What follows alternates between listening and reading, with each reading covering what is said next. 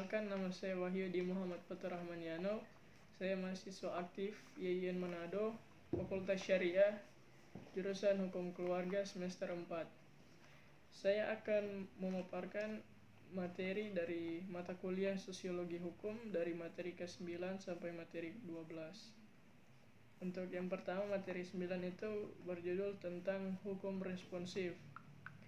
Teori hukum responsif lahirnya itu dilatar belakangi dengan munculnya masalah-masalah sosial seperti protes massal, kemiskinan, kejahatan, pencemaran lingkungan, kerusuhan kaum urban, dan penyalahgunaan kekuasaan yang melanda Amerika Serikat pada tahun 1950-an.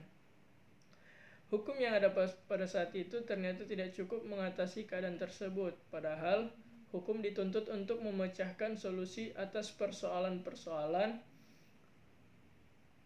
tersebut. Nonet dan Selznick berupaya untuk menemukan jalan menuju perubahan supaya hukum bisa mengatasi persoalan-persoalan itu.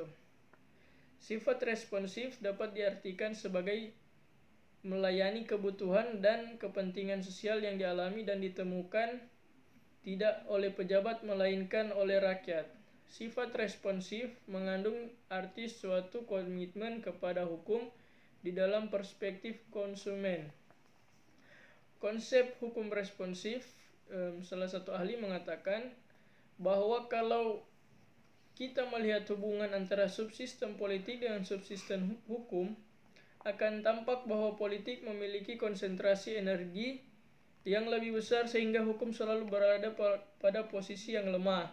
Mencerna dari pernyataan ini, maka akan ditangkap suatu perspektif bahwa dalam kenyataan empirik, politik sangat menentukan bekerjanya hukum. Sattijo Raharjo tahun 1985. Untuk penerapan hukum responsif itu, dia diterapkan oleh hakim, tindakan responsif oleh jaksa, dan juga tindakan responsif dari advokat. Selanjutnya materi ke-10 tentang stratifikasi sosial.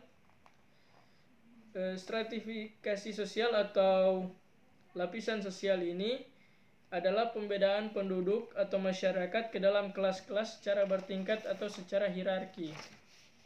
Perwujudannya adalah adanya kelas yang lebih tinggi dan kelas yang lebih rendah. Dasar terjadinya pelapisan sosial dikarenakan tidak adanya keseimbangan dalam pembagian hak dan kewajiban. Untuk dasar stratifikasi sosial ada ukuran-ukuran yang bisa dipakai untuk menggolong-golongkan anggota masyarakat ke dalam lapisan-lapisan, yaitu ukuran kekayaan material, ukuran kekuasaan, ukuran kehormatan, dan ukuran ilmu pengetahuan. Ada dua tipe sistem lapisan sosial, yaitu dapat terjadinya dengan sendiri dan juga sengaja disusun untuk mengejar tujuan bersama. Untuk sifat sistem lapisan sosial ada sifat sistem lapisan tertutup atau closed social stratification, ada juga yang terbuka atau open social stratification.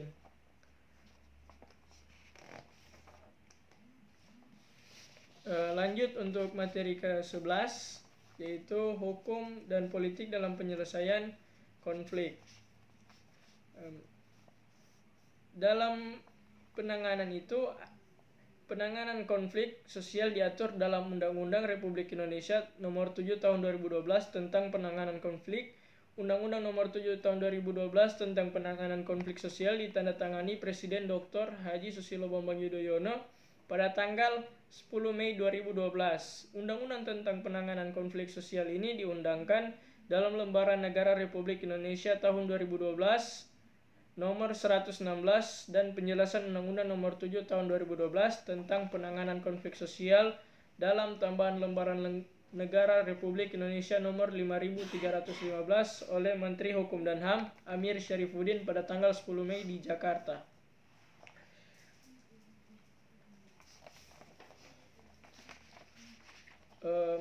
Untuk menyusun atau membuat undang-undang penanganan konflik sosial, di dalam undang-undang tersebut ada 3 argumentasi penting yang diisi. Yang pertama, argumentasi tentang filosofis, kedua argumentasi sosiologis, dan juga argumentasi yuridis.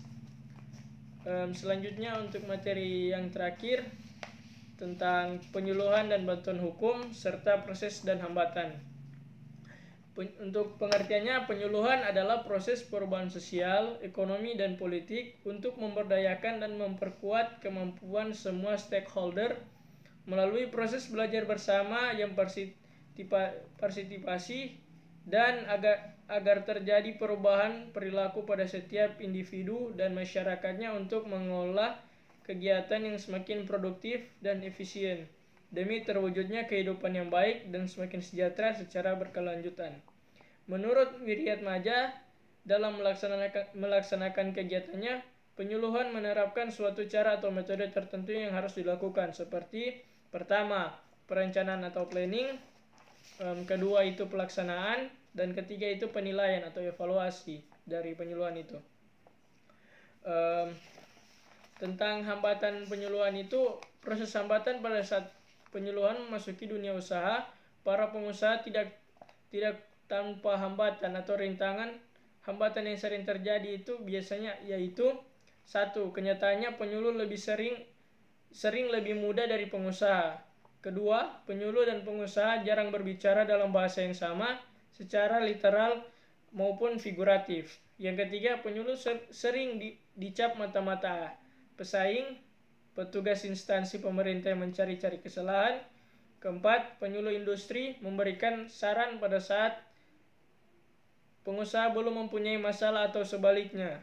Yang kelima, ada beberapa unsur sosial budaya dan kebiasaan-kebiasaan nilai-nilai yang dianut masyarakat.